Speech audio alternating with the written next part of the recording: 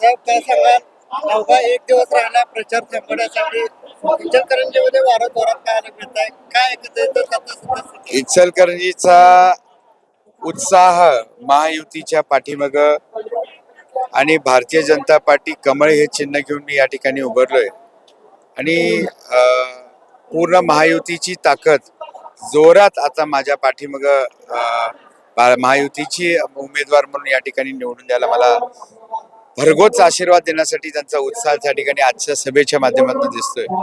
महाराष्ट्राचे उपमुख्यमंत्री आमचे नेते माननीय फडणवीस साहेब आज येत आहेत आणि विजय हा माझा निश्चित आहे आणि 100% आम्ही आता येणाऱ्या 20 तारखेला उच्चांक मतानं मी या ठिकाणी मतदान होईल आणि 23 तारखेला आमचा विक्रमी मतानं माझा विजय होईल.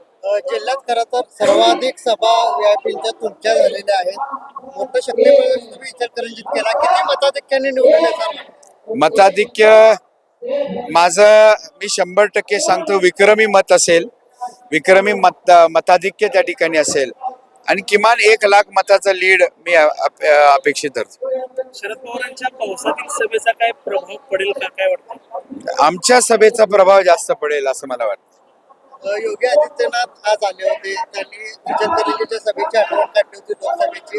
लोकसभेची पुनरावृत्ती पुन्हा होईल असं ते म्हणताय. किती आता विश्वास वाटतो? 100% कोल्हापूर जिल्ह्यामध्ये पूर्ण महायुतीचं वारं त्या ठिकाणी प्रत्येक विधानसभामध्ये आहे आणि तो अनुभव योगी साहेबांना त्या ठिकाणी कोल्हापूरमध्ये सुद्धा त्या ठिकाणी जाणवला असेल आणि 100% त्यांची जी लोकसभेची सभा जी होती तीही अतिशय सुंदर आणि विजय सभा ती होती आणि तिथंच आमचे खासदार धैर्यशील माने त्यांना मताधिक्य मिळून ते निवडून आले असं म्हटलं तर काय चुकीचं? मदत करायची परवाच्या सभेमध्ये अशी टीका केली होती की घराणेशाहीला आता थरळ आहे. गेल्या 5 वर्षात त्यांनी काही विकास केलेला नाहीये. घराणेशाही एकत्रित आवाडीची मोडीत करायचं असं कुणाच्या टीकेवरती मला उत्तर द्यावं असं मला महत्व वाटत नाही.